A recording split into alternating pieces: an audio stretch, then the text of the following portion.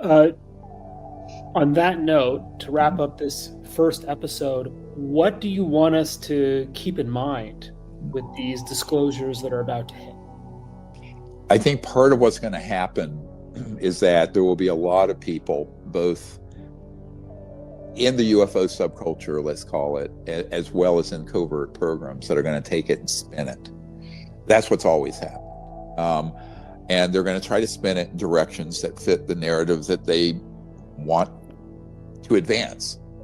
One of my concerns, I'll be very blunt, is that as soon as this gentleman and his guys decided to unmask themselves, in other words, come forward named, which was not the original plan.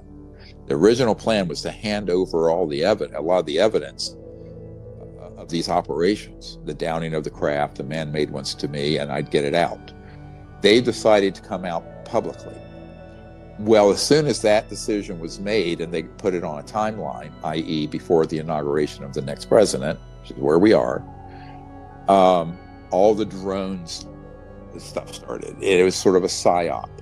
And, whether they're Chinese or whatever, the button to hit go on that was related to this organization wanting to create the specter of a threat.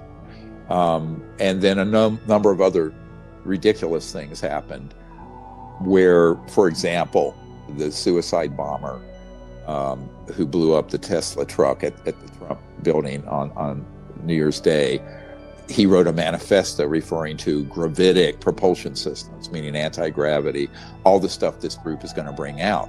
And so everyone thinks that guy was one of our guys. He's not. He had no relation. In fact, no one in my network even had ever heard his name. But why did that happen? It appeared to be a psyop or something to create a tainted version of this. Now, we haven't all the details on it yet. We're investigating it. But it's not everything that meets the eye on that weird event. Same thing with all these drones and this weird fog stuff. There are people all over the internet saying that's an alien invasion starting. Well, all that started literally right after, around the time my meeting with the NOC, and who said, I'm going to come out publicly now. I'm going to actually unmask myself. And I'm going to be coming out with name, rank, serial number. That's a game changer. And particularly someone at that level with other people and representing information from 6 different black sites. And I've only been over the 2.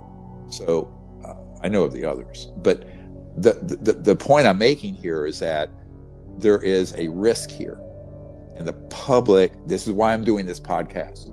So as whatever chicanery unfolds, here's where you need to listen. And I don't want to overstate my position. But if you want to know what's really going on, tune into this podcast, because I will not varnish the truth. It'll be the truth, the whole truth as I know it. It'll be direct. I am not a politician. I am not looking for a job. I am not looking for money. And I am not looking for a political position. I'm going to tell you the truth no matter what. So this is why people need to understand that's my mission. That's my purpose. And I'm wired into enough of this, as you can tell by now, that I'll be able to speak with authority. So, but there will be a cacophony, chorus, and chaotic attempts to do this. And then the other big risk is that what happened on New Year's Day with that Cybertruck explosion, or what's been happening with the drones, they could put that on steroids. They could launch that into even worse events, which we hope won't happen. But as an emergency doctor, here's the deal. You have a multi-system trauma coming in, right? With 10 victims. You hope for the best, but you plan for the worst. You plan for absolutely the worst on all that. So my ethos here is to hope for the best, to be positive, but plan for the worst. And so I think that I'm going to be very vigilant to watch what's going on, what kind of spin is put on this by both the UFO subculture and the media, but what actions start to be taken by this corrupt organization, which is not yet under control. This is going to be, unfortunately, he may not know this yet, although I hope he does by now, that the incoming president's biggest task is going to be this. Much bigger than the Russia or China problem, by far, or the Mideast, by an orders of magnitude, a couple of orders of magnitude.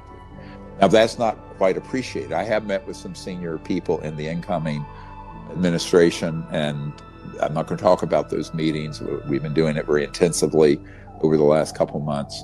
But it's a process, but that process needs to quicken, step up the pace, because the law enforcement end of this that has not yet been stood up and funded properly needs to get stood up on day one, which of course is Monday.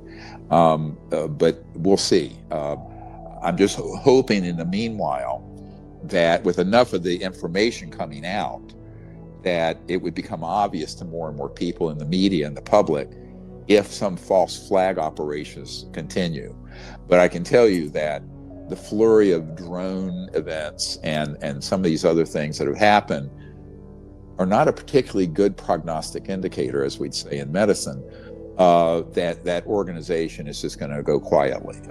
This is why I think that it would behoove the incoming president and Congress, as well as leaders elsewhere around the world, to come together and figure out a pathway out, including this amnesty concept, that people who need to come forward can do so safely without recriminations and liabilities. I will tell you that there's the former chairman of a Fortune 50 corporation who's reached out to me. But he's not only afraid of legal problems, but he's also afraid for the safety of his children and grandchildren. So physical safety. So there's a lot of mechanisms that need to be put in place that we've been advising literally since the Clinton administration. And I hope now that will come to fruition.